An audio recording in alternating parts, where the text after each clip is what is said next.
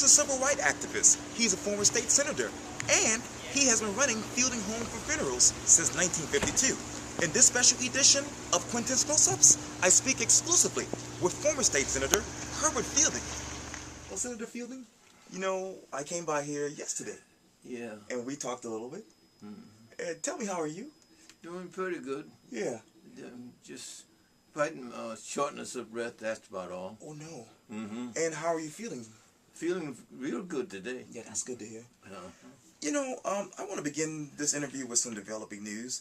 On Monday, the Post and Courier reported that former State Senator Robert Ford is expected to plead not guilty later today to ethics charges. And, you know, he's been in some trouble as of late. I know you know Robert Ford. Sure. So tell me, who is Robert Ford for those who don't know him? Robert Ford, young fan who came here from, I think, down in Alabama some time ago. He came here with Martin Luther King. Yeah, he was a civil rights activist. And he's been very active in the community, and I think that overall, Robert has contributed quite a bit to the civil rights movement and to the business movement here in the community. And so when he resigned last May, what was that like for you? Because he was like really your predecessor. Yes.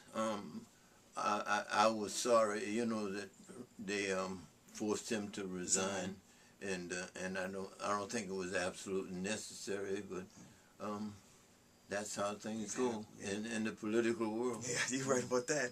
Another person you know is Bobby Harrell.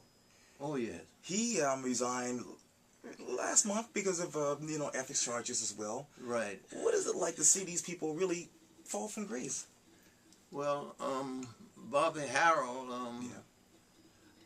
I think, you know, he was deserving from what all of the information that I've gotten. Right.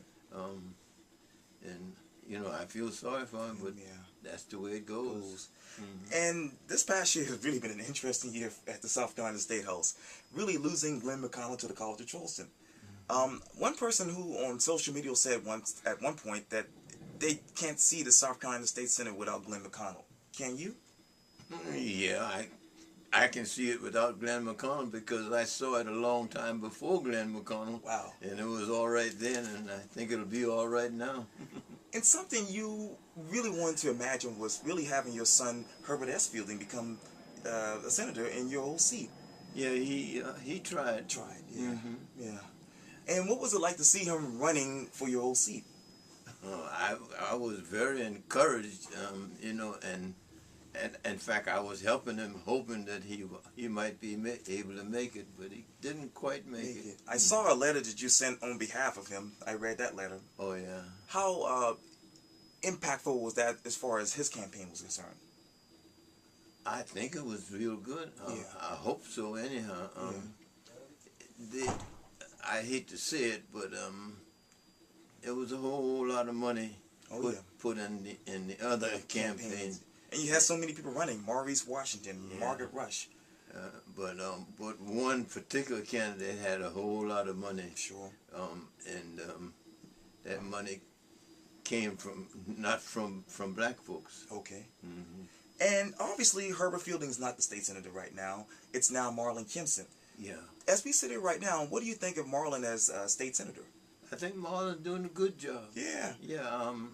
I've known Marlon ever since he was a youngster. In fact, I served with his father. Oh, yeah. For quite a few years. That's right. In Columbia. Yeah. Shortly after the race, Herbert S. Fielding got into some trouble. I'm wondering, where were you emotionally when you heard the news? Got in some trouble, but I don't remember. The DUI situation. Oh, driving under influence? What was your reaction to that? My reaction was, what the hell were you doing? You know. I hated to see it, but I sure didn't approve of it. Okay. And you know, as we talk about family, as I mentioned, you actually, you know, buried my grandfather in 1998 and my aunt just last year in October of 2014. And you guys do a really good job. So, you know, when people think of Fielding Home for Funerals and when it comes to trust, why do you think people trust you guys? I don't know.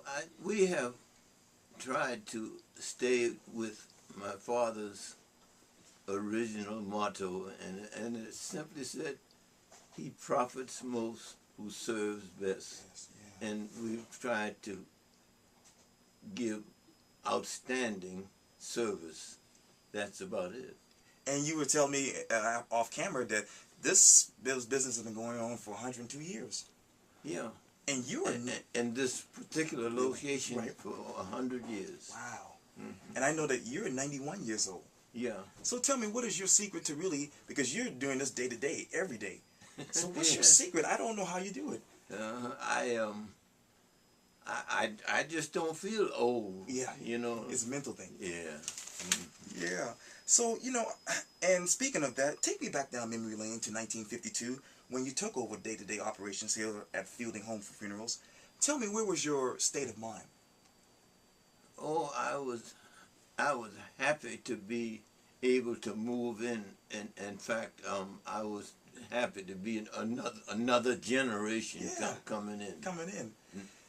And now, let's talk about state of mind, because you, and I love this story about it, you actually, when you were a civil rights activist, you actually paid bail for civil rights activists, picketers, and demonstrators.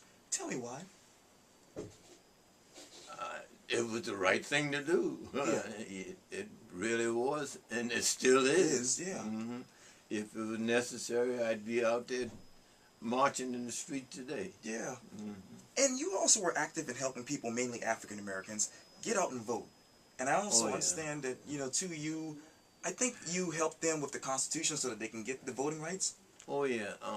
I was working then with Esau Jenkins. Oh yeah. From Johns Island. That's right. Esau had a little Volkswagen bus. Oh wow. And we used to use that bus to pick up the people from the fields on Johns Island and bring them into the registration board In the city. have them registered to vote and take them back home. Wow. Mm-hmm. And you know, I was on the historymakers.com's website last night, and I know that they did an interview with you back in 2007. And when I think of that, history makers, do you consider yourself a history maker? I guess so. I must be. Yeah. Yeah. Let's talk about... I've been part of the history making, I guess. Mm-hmm. You have been. You have been. Speaking of which, let's talk about 1970. You became the first African American since Reconstruction to become a state representative. I have to ask, what does that mean to you now, 44 years later? I was the first. At that time, it was three of us. Okay. It was me from Charleston, Right. and then it was Jim Felder and I.S. Levy Johnson Oh yeah. from Columbia. Wow. So we were the first three. You know, I wasn't the first by myself. So, okay, I got you. was the first with two others. Wow. Mm-hmm. Wow. And you know, finish these sentences for me. Returning to the State House in 1983 was? Oh, after. Yes, sir. That was fine. I came out before that because of the run with Jim Cliven. That's right. I remember that. And Jim Cliven and I maintained our friendship throughout the years. Yeah. And then I went back. Let's talk about you becoming a state senator in 1985. What was that like? I don't know. It was just another step forward. Yeah. Because I've been in the legislative process. Yeah. Mm. Being in the military taught you. Huh? Being in the military taught you.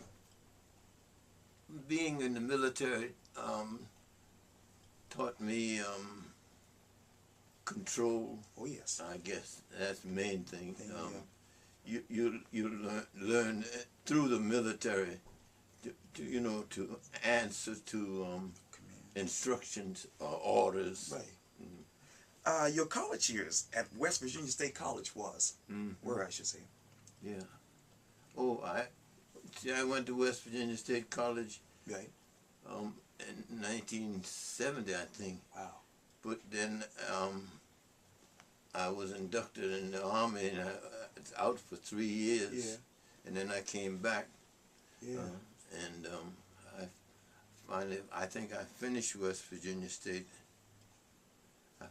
Yeah, well. No worries, no worries, no worries. Yeah. Pork and beans and rice with sausages. Huh? I heard that's your favorite food. Oh yeah. I like pork and beans and rice too with sausages, yeah, and bacon. And onions. Yo, that's right. You I can't like a whole lot of onions. That's right. Why is that your favorite food? Because you could choose any types of food. I mean, why pork and beans? I don't know. Yeah. I just love it. Love it, yeah. Yeah. Herbert Fielding is. Huh? Herbert Fielding is. How could you describe you? I don't know. Just an ordinary guy. Yeah. Yeah. Like anybody. Yes. Just like you. Yeah. Well, Senator Herbert Fielding, this was so really great. Thank you so much. This was a blessing, man. I really appreciate this. Thank you so much. Okay, though.